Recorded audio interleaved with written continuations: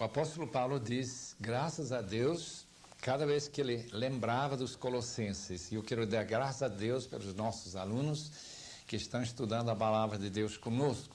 É um prazer imenso novamente reunir em torno de uma carta tão importante para a igreja, como tem sido para mim pessoalmente, essa carta aos Colossenses. Em 1979, tive o privilégio de expor esta carta para uns 4.000 jovens e pastores que reuniram em Anhembi, em São Paulo. Foi uma bênção para a minha vida e eu espero que nosso estudo também seja uma bênção.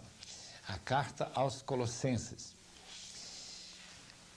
Autoria, começamos com isso, é do apóstolo Paulo. Nós encontramos na primeira linha da carta, Paulo, apóstolo de Cristo Jesus.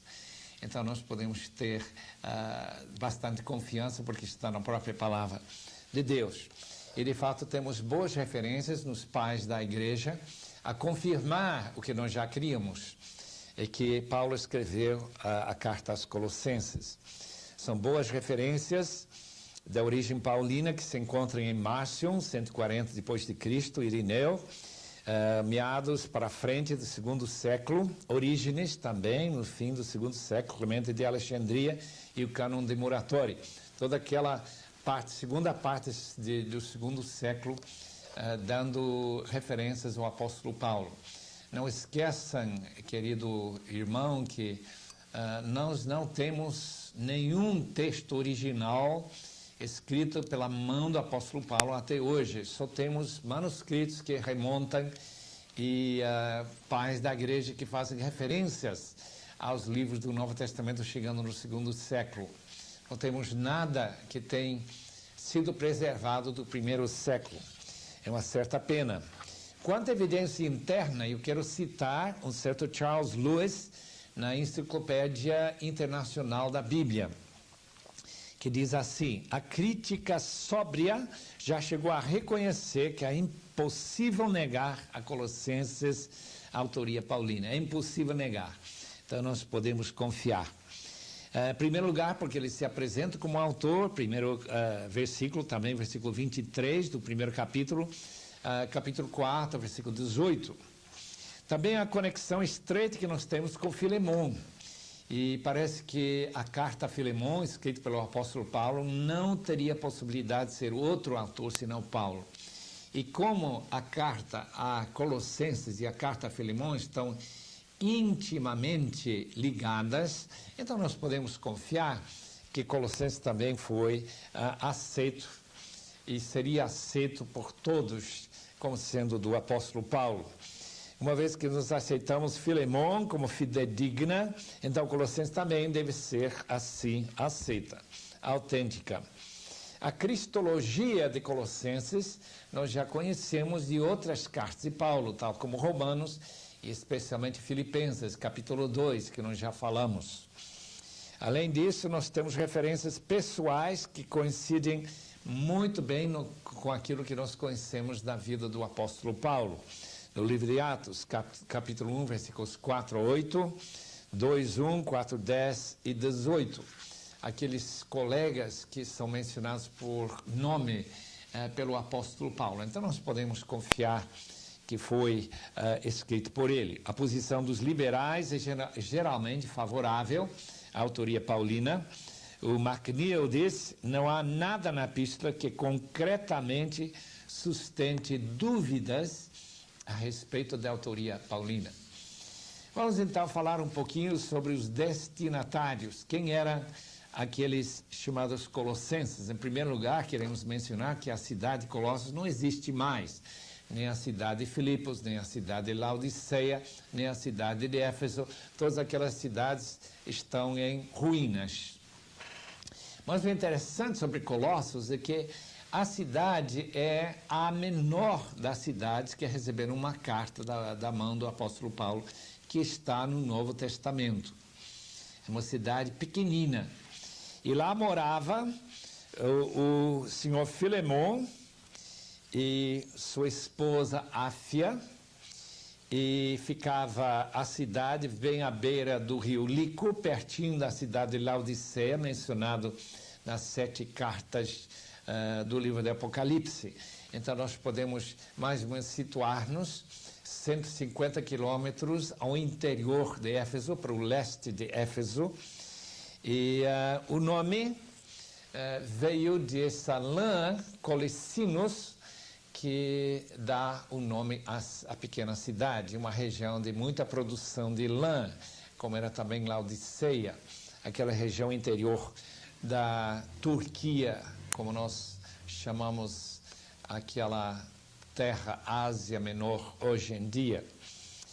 Mas uma coisa interessante, o livro de Colossenses também tem uma referência aos judeus, e nós percebemos que na cidade de Colossos havia um bom número de judeus, uma boa porcentagem da população.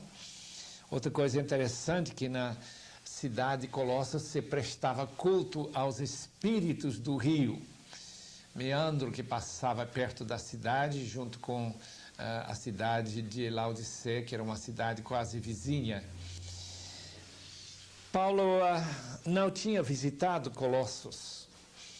Ele não foi lá para evangelizar. Aparentemente, Epáfras foi o evangelista que foi para lá e que teve a graça de Deus de poder começar e plantar a igreja dos Colossenses, provavelmente na casa de Filemon. E nós encontramos em capítulo 1, versículos 7 e 8, uma referência a este jovem evangelista e talvez pastor, quando diz assim: segundo fostes instruídos por Epáfras, nosso amado conservo, e quanto vós outros, fiel ministro de Cristo. Então, Epáfras ministrava na igreja de Colossos. E nós temos outra referência a este querido irmão, capítulo 4, versículos 12 em diante. Saúdo-vos, Epáfras, que ainda estava com Paulo, que dentre vós, servo de Cristo Jesus, o qual se esforça sobremaneira continuamente por vós nas orações, um homem de oração, para que vos conserveis perfeitos e plenamente convictos em toda a vontade de Deus.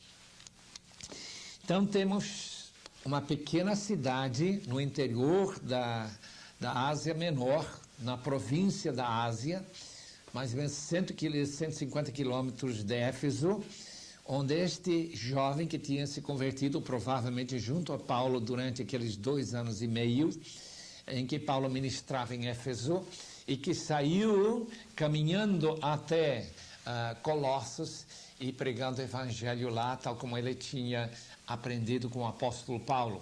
Aliás, se nós olharmos no capítulo 19 de Atos, diz que toda a Ásia teve oportunidade de ouvir o evangelho através de jovens como Epáfras, que saíram durante aqueles 2 anos e meio, mais ou menos os anos 51 a 53, em que Paulo esteve em Éfeso pregando.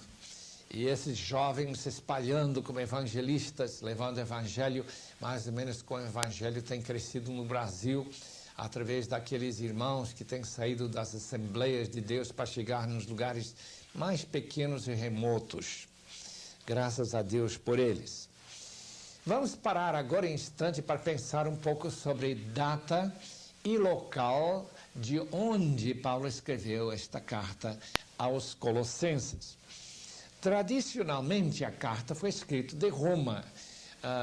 A maioria dos eruditos pensa que Paulo está escrevendo esta carta durante aquela prisão que nós conhecemos do livro de Atos, capítulo 28, e os últimos versículos, que diz que durante 2 anos Paulo esteve na sua própria casa alugada, mesmo sendo preso, e durante aquela época seria fácil os amigos por ter contato com ele, e Epáfras, sendo uma dessas pessoas, teria chamado a atenção do apóstolo Paulo do que estava acontecendo na igreja de Colossos.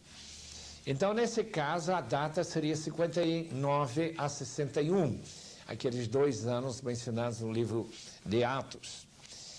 O professor Duncan, no seu livro chamado O Ministério de Éfeso de São Paulo, St. Paul's Ephesian Ministry, argumenta, tal como outros também, que a carta foi escrita durante o seu ministério em Éfeso e que Epáfras teria chegado em Éfeso para receber esses conselhos e ele levar esta carta para os irmãos lá em Colossos.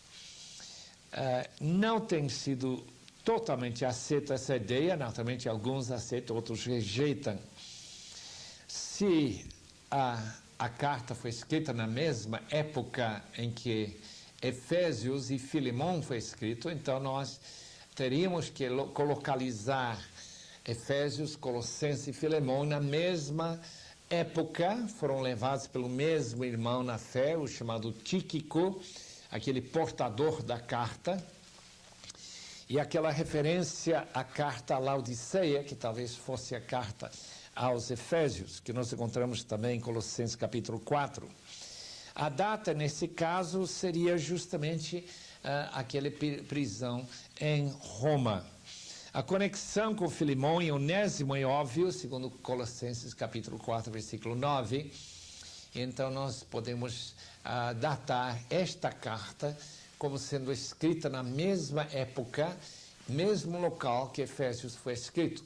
E eu creio que a maioria pensaria que seria Roma, justamente daquela data que nós mencionamos, 59 a 60, 61 depois de Cristo. Por que Paulo escreveu aos Colossenses? Qual foi seu propósito? A razão é, Paulo escreveu para combater uma heresia que estava começando a contaminar a igreja dos Colossenses. Impressionante encontrar uma heresia que chegou lá tão pouco tempo depois da pregação da palavra. E nós temos que ficar sempre de olho aberto, vigiando quais são as doutrinas novas, erradas que estão chegando, quais as implicações destas doutrinas.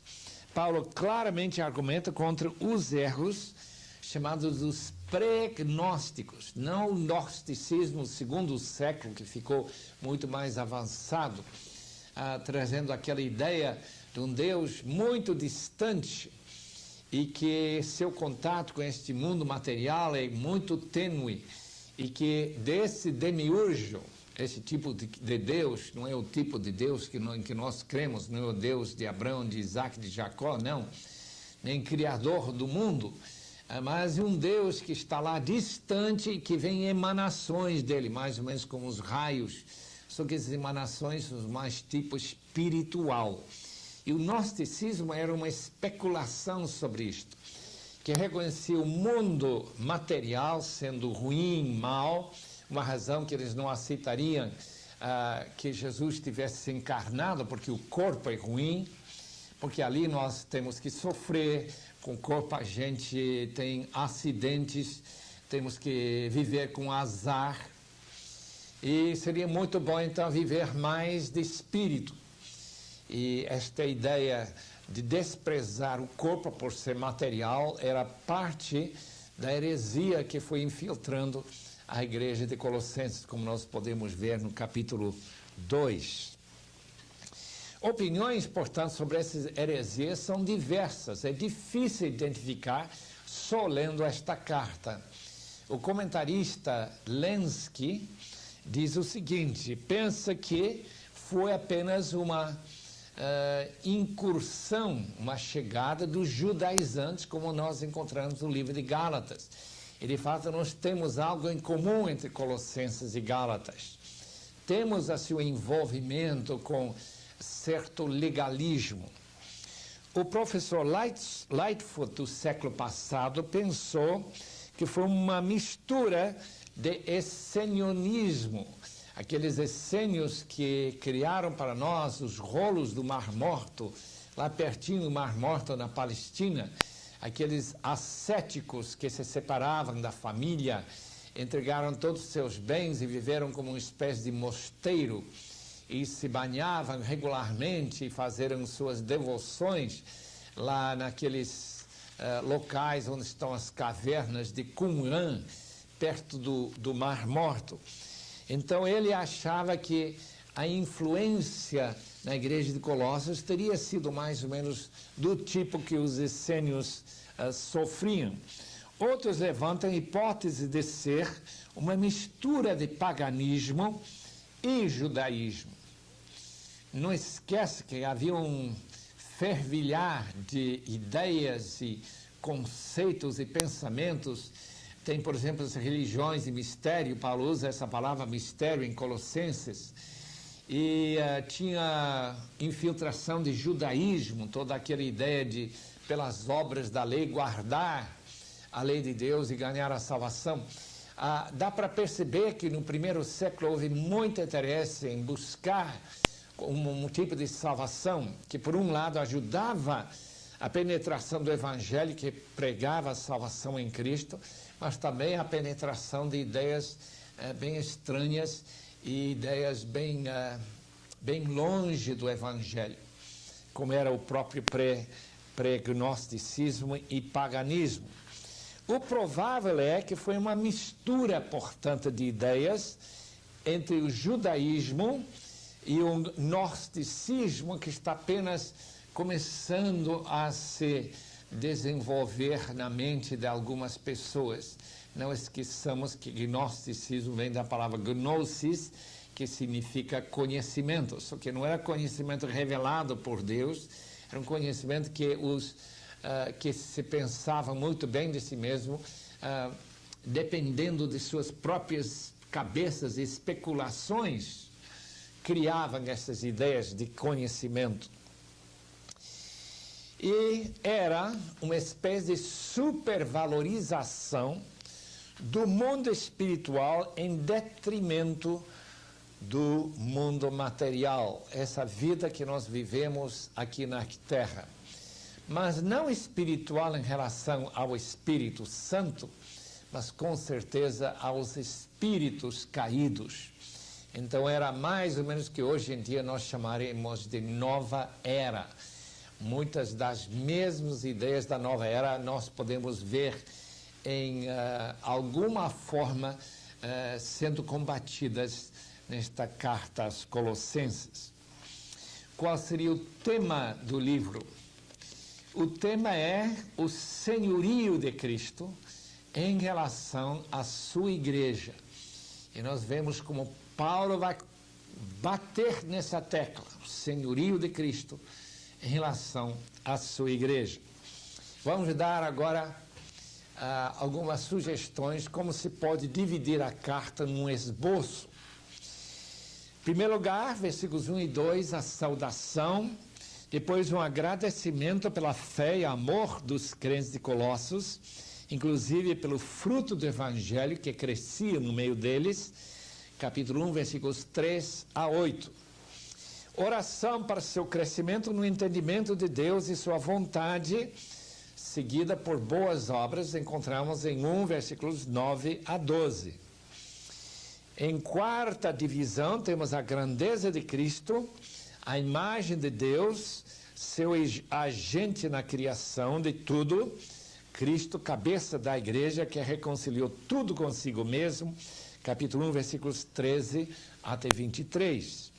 Depois, Paulo trata do trabalho árduo que ele está divulgando o mistério de Cristo, falando dele, ensinando, advertindo e orando. Essa fadiga que ele menciona no versículo 29, capítulo 2, primeiro versículo. Então, esse trecho, 1:24 até 2:3. Depois, Paulo, em sexto lugar, combate especificamente o ensino falso, começando no capítulo 2, versículo 4, até 3:4. Toda aquela seção central da carta, Paulo combatendo as ideias e filosofias erradas que estavam sendo divulgadas em Colossos. Número 7, as práticas pecaminosas da vida anterior a Cristo devem ser despidas, colocadas de lado, e devemos nos vestir da vida nova em Cristo. Capítulo 3 e versículos 5 a 18. Depois vem instruções para esposas, esposos, filhos, pais, servos e senhores, no capítulo 3, 19 a 4:1. Depois tem uma exortação à oração, 4:2 a 6. E, finalmente, referências e saudações pessoais, no capítulo 4, versículos 7 a 18. Ali temos, em breves palavras, o conteúdo desta carta esboçado, esse conteúdo. Nós vamos gastar a maior parte de nosso tempo hoje falando sobre as peculiaridades e o ensino, conteúdo desta maravilhosa carta aos Colossenses. Podemos sempre dar graças a Deus que este problema surgiu, que Epáfras sabia para onde ir e que Paulo foi inspirado para escrever esta carta, que foi levada à igreja de Colossos pelo nosso irmão Tíquico, e que esta carta foi preservada para que nós possamos estudá-la hoje. Primeira peculiaridade que nós queremos mencionar é que tem várias frases, aliás, muitas frases que encontramos em Efésios e encontramos em Colossenses. Nós já falamos sobre isso em nosso estudo sobre Efésios. Tem muito em comum nestas duas cartas e não é de admirar, já que ambas foram levadas pelo mesmo irmão Tíquico e foram escritos na mesma ocasião e para a mesma região. A diferença sendo que Colossenses foi escrito para combater essa heresia já mencionada, e Efésios foi dado para encorajar os irmãos e especialmente para enfatizar a união entre judeus e gentios nas igrejas da Ásia. Segunda peculiaridade, Colossenses fala da dignidade de Cristo como cabeça da igreja, enquanto Efésios trata da igreja como corpo de Cristo. Nós encontramos, portanto, Colossenses, Paulo falando sobre Cristo como cabeça. Não há nenhuma contradição nisto, que a igreja seja corpo de Cristo ou seja apenas de pescoço para baixo de Cristo. Em qualquer forma, quem é cabeça e dono da igreja é o próprio Senhor Jesus Cristo, sua personalidade incorporada dentro da igreja. Terceira, a palavra plenitude, em grego pleiroma, aparece 10 vezes em Colossenses. Sendo uma carta bem pequena, é impressionante encontrar essa palavra estranha aparecendo tantas vezes. Com certeza a razão que aparece tanto é que pleiroma mais ou menos trata daquele espaço, do que enche aquele espaço entre Deus distante este mundo material, é o pleiroma. E Paulo gostou, portanto, de pegar esta ideia, tirá-lo dos hereges e colocá-lo dentro de nossa palavra de Deus e usar o fato que, com certeza, a realidade de Cristo incorporado aqui na terra é pleiroma de Deus, e que a igreja é o pleiroma de Cristo, é sua plenitude, a tradução que nós temos em português para esta palavra. Número 4 é uma referência ao culto aos anjos, que estava sendo promovido em Colossos. Nós não temos informação como se praticava esse culto, mas para o apóstolo Paulo seria como praticar qualquer culto. Não se pode de forma alguma adorar qualquer criatura, como os anjos são criados, seria totalmente contrário à vontade de Deus se curvar ou fazer práticas que estão relacionadas com adoração aos anjos. Esse culto aos anjos, então, é uma coisa que nós devemos rejeitar completamente. Evidentemente, o livro de Hebreus também tem esse mesmo tipo de problema, por isso que o autor, desconhecido por nós, começa seu livro tratando da comparação entre anjos, que são criaturas, e Deus Filho, que é o nosso Senhor Jesus Cristo. Em quinto lugar, temos uma lista extraordinária das características de Cristo no primeiro capítulo de Colossenses. Ele é redentor, no versículo 14, aquele que derramou seu sangue para nos salvar. de nossos pecados. Ele é o Criador, pelo menos agente da da criação, em 1, versículos 15 em diante. Ele é preservador, em 1, versículo 17. Ele é cabeça do corpo, em 1, 18. Ele é reconciliador, em versículos 20 a 22, também no primeiro capítulo. E também santificador, versículo 22 do primeiro capítulo. Todos são características e que apresenta para nós esta maravilhosa doutrina de quem é Cristo e qual é o seu ministério junto a nós. Número 6. O irmão Timóteo pode indicar que havia na igreja primitiva o uso da palavra irmão, especialmente com o artigo o irmão, como uma pessoa distinta da fraternidade família em geral. Essa referência ao irmão Timóteo que nós encontramos em versículo 1 de Colossenses é fascinante. O irmão Timóteo. Dr. Ellis tem feito um estudo cuidadoso sobre o uso desta palavra irmão. Ele descobre que ele pensa pode ser uma referência a certos obreiros destacados que têm este título de irmão. Nós já temos na igreja primitiva diáconos, temos bispos e pastores, temos presbíteros e também teríamos os irmãos. Pessoas que servem dentro da igreja, talvez remunerados, para cumprir a missão que a igreja tem. Mas é uma coisa que temos pouca informação.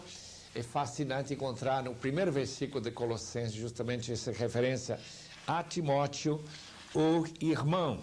Filipenses capítulo 4, versículo 21 e 22, diz que os irmãos vos saúdam, depois fala que os santos vos saúdam, indicando que os irmãos são diferentes dos próprios santos, não estão incluídos na mesma frase. Número 7, ouvimos da vossa fé, versículo 4 do primeiro capítulo, mostra que Paulo pessoalmente não conhecia a igreja de Colossos, nós já falamos isso. Mas essa razão que ele usa essa palavra, nós ouvimos da vossa fé. Em oitavo lugar, ficar cheio do conhecimento da vontade de Deus, em versículo 9 do primeiro capítulo, é motivo da oração do apóstolo Paulo. Nós devemos estar orando para que nós transbordemos, que nós fiquemos cheios do conhecimento da vontade de Deus. Qual é a vantagem de ter conhecimento dessa vontade? Não é somente para nós vivermos dignamente, não é somente para nós sempre fazer aquilo que agrada a Deus, porque estaríamos obedecendo. Paulo não cogita a pessoa conhecer a vontade de Deus e não fazê-la, mas é que isto leva a um conhecimento maior do próprio Deus. Quando nós conhecemos a vontade da pessoa divina de Deus, nós também chegamos a conhecer melhor ao próprio Deus. Veja como ele diz no versículo 10 e 11 desta grande oração de Colossenses 1. A fim de viverdes de modo digno do Senhor para o seu inteiro agrado e frutificando toda boa obra e crescendo no pleno conhecimento de Deus, sendo fortalecido com todo o poder segundo a força que Ele tem. Então, devemos estar sempre orando para que estejamos cheios do conhecimento da vontade do Senhor. Número 9. Cristo é, segundo o versículo 15 do primeiro capítulo, ele é a imagem do Deus invisível.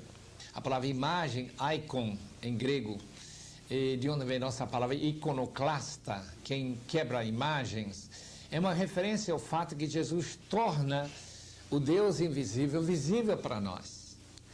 Graças a Deus por isso. Capítulo 1, versículo 18 de João diz que ninguém viu a Deus, não há nenhuma maneira de ver a Deus porque Ele é invisível. Mas Jesus Cristo encarnando em corpo se tornou Deus visível para nós. Graças por esta grande verdade, Ele andando aqui na terra em corpo humano, tornou-se visível. Ele mostra também como cumpre o papel de Adão, que foi criado na semelhança a Deus. Só que Adão caiu e aí distorceu essa imagem, enquanto Cristo refletiu perfeitamente a imagem de Deus. E por isso, segundo Colossenses 1, ele tem direito de ser herdeiro de todas as coisas.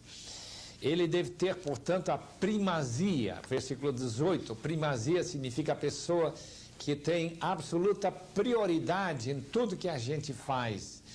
E quando ele reinar, naturalmente, quem está no trono é a pessoa que tem primazia.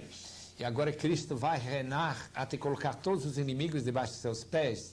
E aqueles que amam a Cristo vão querer sempre dar para ele a primazia. Versículo 18. Número 10, nós já falamos sobre pleroma, plenitude. Versículo 19, deixe-me ler esse versículo para os amados irmãos. Porque aprove a Deus que nele residisse toda a plenitude. Isto é, tudo que dá para saber sobre Deus reside na pessoa de Cristo. Ele é a plenitude. Não tem outra coisa que nós precisamos saber de Deus, senão aquilo que está refletido na pessoa de nosso Senhor Jesus Cristo. Ele é como uma fotografia de uma pessoa ausente, só que essa fotografia é viva, tem carne, tem osso, fala, dá para ver os seus olhos, os seus cabelos, o seu corpo, tocá-lo. Isso combate naturalmente a ideia gnóstica que a matéria é ruim, é má, porque Jesus veio em corpo, ele é o pleroma em que nós podemos confiar. Notem também o fato que as coisas invisíveis, tronos, soberanias, principados e potestades, o versículo 16, estas coisas não são o pleroma de Deus, não são a plenitude dele, porque eles foram criados em Cristo, pois nele foram criados todas as coisas, no céu, sobre a terra, as visíveis e invisíveis, sejam tronos, sejam soberanias, que principados, que potestades, tudo foi criado por meio dele e para ele. Interessante nesse versículo que o apóstolo não distingue entre demônios e anjos. São simplesmente poderes invisíveis que tem por aí, que afetam a nossa vida. E Paulo diz que nós não precisamos ter medo deles e certamente não adorá-los, porque esses poderes serão os poderes que estão sendo adorados pelos colossenses, ou pelo menos estão sendo convidados a adorá-los. Nada disso tem importância, porque quem nós devemos adorar é Deus e é o seu Filho amado, Jesus Cristo. Nele foram criadas todas essas coisas. Nós não adoramos a criatura, mas ao próprio Criador. Nele estão todas as coisas, ele é o mediador entre o único Deus e os homens, como nós vemos no versículo 20 e 22, onde ele é reconciliador. Versículo 11... versículo 11, nosso 11º tema é que, e vós outros também, que outrora eres estranhos, inimigos, no entendimento pelas vossas obras malignas, isto é, essa separação que existe, homem pecador com Deus, ele reconciliou no corpo de sua carne, mediante sua morte, para apresentar-vos perante ele santos, inculpáveis e irrepreensíveis. Essa inimizade que o pecado cria, esta hostilidade do homem pecador contra Deus, Jesus Cristo veio para superar, reconciliando como mediador, trazendo-nos para Deus, para receber a bênção dele, como também nós adorarmos e querermos essa intimidade com ele. Mas ele faz mais do que isso, ele também, pela sua reconciliação, vai nos transformando em pessoas irrepreensíveis, quer dizer, pessoas que não podem ser acusadas diante do trono da graça. Não quer dizer que nós não somos pecadores, continuamos sendo pecadores aqui nesta vida, mas um dia estaremos sendo colocados diante dele como santos, inculpáveis e irrepreensíveis, por causa do seu grande trabalho em nossas vidas e por causa da sua redenção no seu corpo na cruz por nós. Tudo isso está envolvido nesta maravilhosa ideia de Cristo ser não somente criador, agente da criação, mas também reconciliador e redentor de todos os homens. Se é que permaneceis na fé, versículo 23, aqui temos uma condição de recebermos o galardão da vida eterna. Temos que manter a nossa fé. Paulo cogita a possibilidade destes irmãos em Colossos, por estarem convencidos pelo erro, deles abandonarem a fé. Daí a frase, versículo 23, se é que permaneceis na fé. Nós já vimos também em Hebreus a possibilidade de abandonar a fé e se tornar apóstata. Eu não acredito na perda de salvação, mas eu acredito na perda da fé. Eu acredito, como Jesus ensinou naquela semente que caiu na terra, e que as pessoas são representadas como aqueles que recebem o Evangelho com alegria, mas depois perder sua alegria e afastar-se da fé. É algo que acontece dentro do coração do homem. Ele tem fé e depois não tem fé. É um perigo muito grande em nosso mundo moderno, que através do pecado, endurecimento do pecado, pessoas serem afastados de sua fé e se apostatarem através de heresias. Paulo diz, se permanecerdes na fé. Notem outra coisa, em 13º lugar, versículo 23, que o Evangelho foi pregado a toda criatura debaixo do céu, dando a impressão, lendo isso, que não há mais nenhuma parte do mundo que precisa ser evangelizada. Mas não é bem isso que Paulo quer dizer. Ele ainda não chegou na Espanha para pregar uma área que não tinha ouvido o Evangelho. Com certeza o Evangelho não tinha chegado ainda na China, nem na África do Sul. E sabemos que nem tinha sido descoberta esta parte do mundo, esse hemisfério ocidental.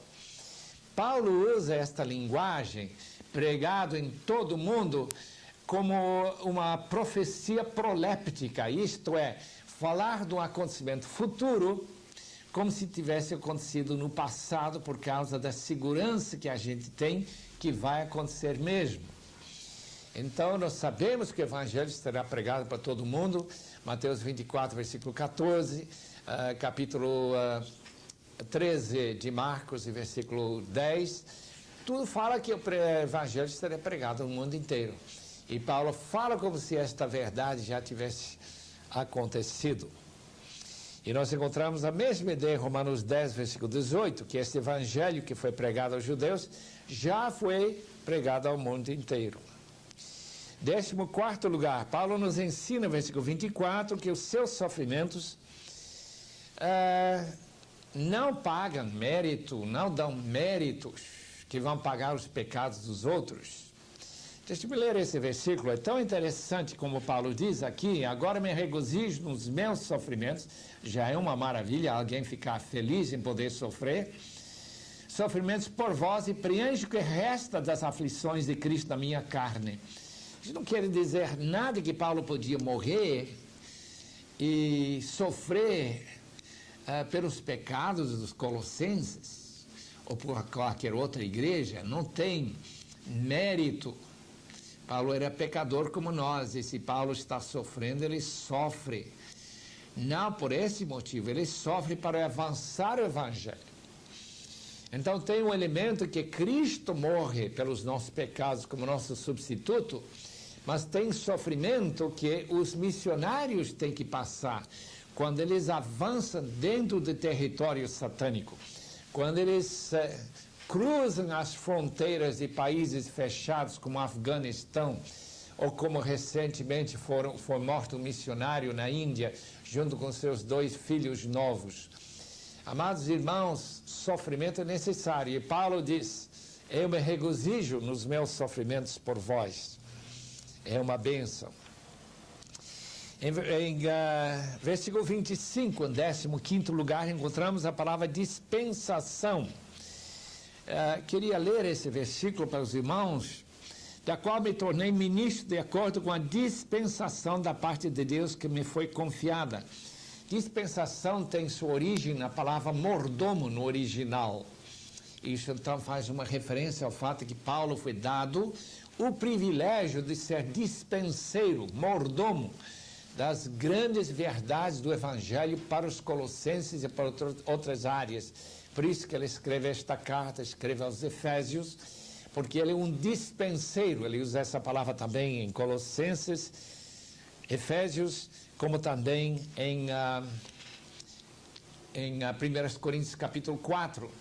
Os irmãos que querem estudar sobre esse tema devem dar uma olhada em Lucas capítulo 12, versículos 42 a 48, que o dispenseiro tem que ser uma pessoa que abre a dispensa para repassar para os outros. Depois ele usa outra palavra que nós devemos comentar, é a palavra mistério. Versículo 26, que é esse mistério de Cristo, que Paulo ganhou quando Cristo o chamou para servi-lo. O mistério que estiver oculto dos séculos e das gerações. Mistério não é uma coisa difícil de entender, mas significa algo que Deus segurou como segredo, que um dia seria revelado. E com certeza Paulo está referindo-se ao fato de que com a vinda de Cristo e o Espírito Santo, inspiração do Novo Testamento, esse mistério está sendo divulgado. Qual é esse mistério principalmente? O fato que os gentios estão sendo incorporados no corpo de Cristo. Nós já vimos isso no capítulo 3 de Efésios. Esse mistério é Cristo em vós, gentios, lá em Colossos. Cristo em vós, esperança da glória. 17º lugar, a filosofia de ministério de Paulo, nós encontramos no versículo 28 do primeiro capítulo, quando ele diz que nós ensinamos a todo homem em toda sabedoria e entendimento espiritual, e também nós advertimos a todo homem para apresentar todo homem perfeito em Cristo. Paulo não somente anunciava o Evangelho, ele também ensinava as implicações do Evangelho. Ele também tinha um grande alvo de que os seus crentes sejam crentes maduros, prontos para serem oferecidos a Cristo como sacrifício. Nós já vimos isso também no versículo 16 de Romanos 15. Número 18. A grande luta pelos colossenses e outros irmãos tem sua razão no fato que nós temos que lutar quando estamos distantes dos irmãos de joelhos. E Paulo está fazendo referência ao fato que diante do trono da graça de Deus, ele está orando. Gostaria que vocês entendam que grande luta tenho por vós. Capítulo 2, versículo 1, também aquilo que cansava o apóstolo Paulo no último versículo do capítulo anterior. 19. É necessário que receba a Cristo pela fé. Igualmente é necessário que nós andemos na nossa vida cristã pela fé. Aliás, Paulo diz para os romanos, tudo que não é de fé, não é senão pecado. Portanto, Paulo disse para os colossenses, tal como recebeste o Senhor, também nele andai. Na fé, arraigados, alicerçados na fé. O que significa fé? Significa satisfação por tudo que Deus tem feito por nós em Cristo. Número 20, versículo 10, diz que vós fostes aperfeiçoados em Cristo. Que maravilhosa ideia, que nós não temos que buscar em uma religião extra, através de um asceticismo extra, que era parte do conselho dos prenósticos. Não, nós já temos perfeição em Cristo. Ele que morreu por nós e tira de nós os nossos pecados para nós podermos andarmos confiantemente nele. Número 21 trata da circuncisão de Cristo, que nós encontramos no versículo 11. nele também fostes circuncidados, não por intermédio de mãos, mas o despojamento do corpo de Cristo, que é a circuncisão de Cristo, tendo sido sepultados juntamente com ele. O que nós encontramos neste trecho e outras partes de Colossenses, que Paulo tem 5 diferentes maneiras de falar de morte. Ele fala, por exemplo, da morte de Cristo, no primeiro capítulo, quando no corpo Cristo morreu na cruz, ele morreu fisicamente. A morte física é a ideia normal que nós falamos quando dizemos que ele morreu. Mas ele também morreu corporativamente através da sua circuncisão na cruz. Isto era uma morte que não era somente dele, mas era a nossa morte. Nós fomos circuncidados nessa morte de Cristo que ocorreu em abril do ano 30. Depois ele fala da morte pelo batismo, em que nós fomos sepultados pelo batismo com Cristo. Também encontramos nesse versículo 12, como também em Romanos capítulo 6. Esta morte com Cristo também é uma morte, só que a data é diferente dessa outra morte. É uma espécie de morte que atualiza a cruz de Cristo para nós hoje. De modo que Paulo podia dizer que quando ele foi batizado por Ananias, que ele tinha sido crucificado com Cristo, de que Cristo foi crucificado anos anteriores. Em quarto lugar, nós temos uma morte em que nós estávamos mortos em delitos e pecados.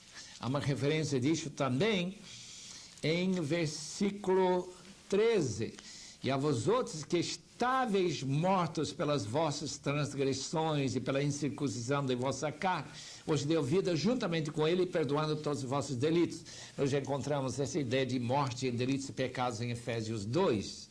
E a última maneira que se deve morrer é fazer morrer nosso corpo pecaminoso, os nossos membros pecaminosos. Uma mente que não pensa corretamente, os olhos que estão vendo coisas que não devem ver, ouvidos que escutam que não devem escutar, nossa língua que fala que não deve falar. Fazei morrer os vossos membros sobre a terra, diz capítulo 3, versículo 5. Desta forma, encontramos 5 diferentes maneiras que Paulo usa essa palavra morte e morrer. Número 23, porque isso já foi 22, vamos para 23, Paulo afirma que práticas ascéticas, como os hereges exigiam, não têm nenhum valor para mudar nossas motivações. Lembra-se que em capítulo 7 de Romanos, Paulo mostra que, mesmo querendo fazer a vontade de Deus, ele foi vencido pela cobiça, por um desejo interior. Parece que Paulo não foi capaz de controlar os seus desejos. E, de fato, Paulo ensina aos Colossenses que qualquer prática ascética, nós temos aqui algumas práticas mencionadas neste texto, ninguém, pois, vos julgue por causa de comida, bebida, dia de festa, lua nova, sábados, porque tudo isso tem sido sombra das coisas que haviam de vir. Porém, o corpo é de Cristo. Ninguém se faz árbitro contra vós, pretextando humildade, culto dos anjos, baseando-se em visões, infatuado, sem motivo algum, na sua mente carnal, e não retendo a cabeça que é Cristo, da qual todo o corpo, suprido, bem vinculado por suas juntas, ligamentos, cresce o crescimento que procede de Deus. Se morrestes com Cristo, lembre-se que batismo é uma maneira de mostrar essa morte simbolicamente para os rudimentos do mundo, porque, como se vivesseis no mundo, vos sujeitais a ordenanças, não manuseis isto, não proves aquilo com a língua, não toques aquele outro, segundo os preceitos e doutrinas de homens, pois com estas coisas todas se destroem com o uso. Tais coisas com efeito têm aparência de sabedoria. Muita gente fica convencido que tem alguma sabedoria ou espiritualidade. Como culto de si mesmo e de falsa humildade, rigor ascético, todavia não tem valor algum contra motivos errados, desejo errado. Lembra que Deus quer de nós ele quer amor. O que é amor? É querer o bem para outra pessoa, querer a Deus mais do que outra pessoa. E o asceticismo não cria amor pelo Senhor. Número 24. Buscar e pensar nas coisas lá do alto, como nós lemos no início, no capítulo 3, significa naturalmente buscar os valores da vida futura. Aquilo que nós fazemos nesta vida está relacionado com a vida futura. Dinheiro que nós damos nesta vida aparece na vida futura, se for usado para a glória de Deus. Buscar as coisas lá de cima, mesmo trabalhando aqui na terra e dando para a glória de Deus, falando para a glória de Deus. Tudo que fizermos para a sua glória terá seu galardão no futuro. Por isso que nós buscamos as coisas lá de cima. Além disso, nós somos advertidos para despojarmos da vida velha, desse velho homem, para nós revestirmos do novo homem, capítulo 3, versículos 8 a 10. Esse novo homem é Cristo, obviamente. E nós podemos confiar que nele nós agradamos a Deus quando nós revestimos de sua personalidade. É um simbolismo relacionado com o batismo, já falamos isso, que a pessoa que vai para o batismo tinha roupa velha, coloca roupa nova, essa roupa nova representa a santidade que nós temos em Cristo e o desejo de fazer a sua vontade e para a sua glória. Número 28, seja a paz de Cristo árbitro de tudo que a gente faz, a paz de Cristo. Mostrando que o Espírito Santo pode criar assim uma hesitação, assim uma pequena ansiedade se nós estamos caminhando mal. Nós devemos deixar que ele arbitre tudo para nós, como se fosse o árbitro de um jogo. E também em número 29, habita ricamente em vós a palavra de Cristo, a mensagem de Cristo. A mensagem de Cristo que provoca para nós aqueles cânticos espirituais, é uma palavra de adoração.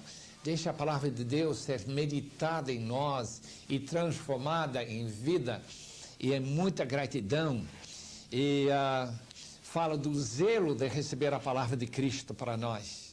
Lembra-se que capítulo 28 é que a grande comissão é ir para o mundo e não somente batizar, mas também ensinar tudo que é Jesus. Isto é a palavra de Cristo, com certeza. E fazer tudo em nome do Senhor Jesus, 3:17. Fazer em nome com seu endosso. É como se a gente estivesse orando em nome de Jesus, tudo que nós fazemos, para que Ele receba toda a glória daquilo que nós fazemos. Finalmente, eu queria mencionar no capítulo 4 que nós temos vários irmãos mencionados ali, inclusive o amado Marcos, que Paulo não queria que acompanhasse nessa segunda viagem missionária, mas que Paulo agora recomenda, e que nós encontramos aqui o irmão Lucas e outras pessoas. É por causa desta carta que nós chegamos a conhecer vários daqueles companheiros de Paulo, companheiros abençoados que acompanharam ele no seu ministério. Tem uma palavrinha lá que eu quero falar em último lugar, que diz que tudo que nós falamos deve ser marcado com sal, deve ser salgado, que nossas palavras devem ser salgados. Capítulo 4. Portai-vos com sabedoria, com os de fora, a vossa palavra seja sempre agradável, temperada com sal. É uma referência, provavelmente, ao sacrifício do Antigo Testamento, que não podia ser oferecido a Deus sem sal. E se nós fazemos tudo para a glória de Deus, quer dizer que nós estamos sempre conscientes do fato que tudo que fazemos tem aquele elemento de sacrifício. Que Deus abençoe, meus queridos irmãos, enquanto trabalhem pelo Senhor, enquanto falam pelo Senhor, que suas palavras sejam todas salgadas e que todos os seus trabalhos e obras sejam feitas em nome do Senhor Jesus. Que Deus os abençoe ricamente.